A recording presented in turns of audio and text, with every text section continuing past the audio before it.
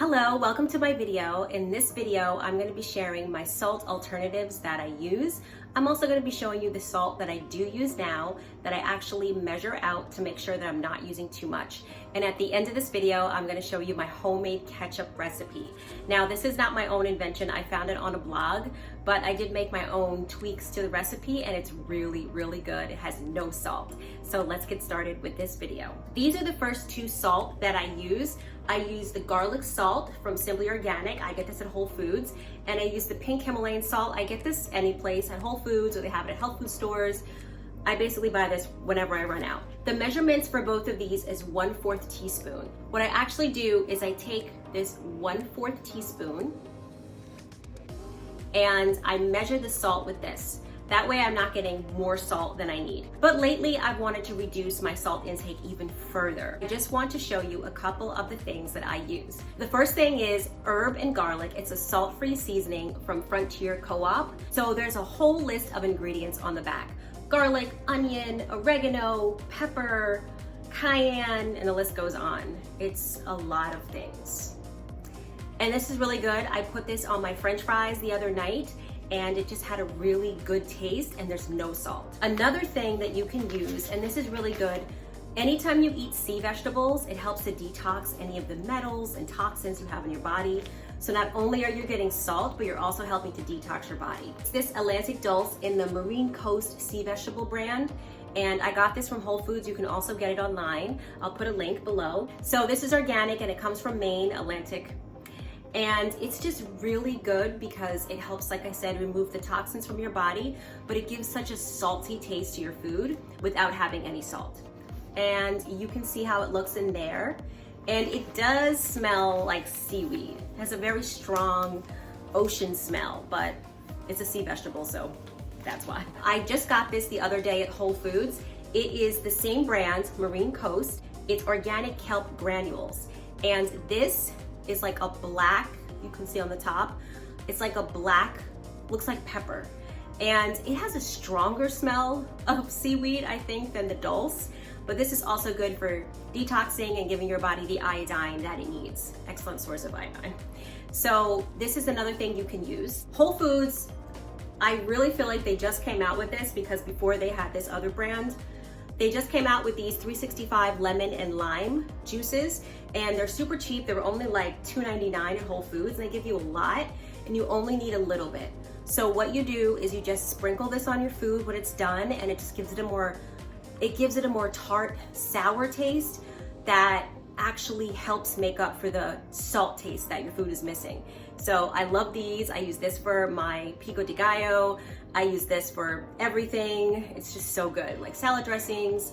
I love both of these. That's all for my salt alternatives. When I get more, I will share those. I've been really looking for them, but a lot of the salt alternatives have ingredients in them that I don't agree with, so then I can't buy them.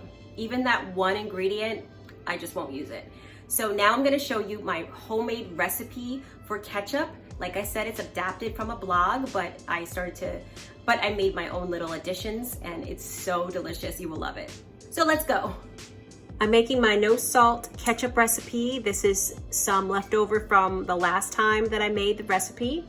And now I'm combining that with this jar. And I just have a little bit left over because it says 6 ounces of tomato paste. So it's a pinch of cinnamon. I literally have a pinch. I ran out of my cinnamon. Pinch of allspice. Now I made this recipe before and you needed to add more allspice to my taste. So I'm gonna put a lot more in. A pinch of cayenne. 2 tablespoons of sweetener. So I have maple syrup and I have date syrup. I think I'm gonna use 1 tablespoon of both. 1 tablespoon.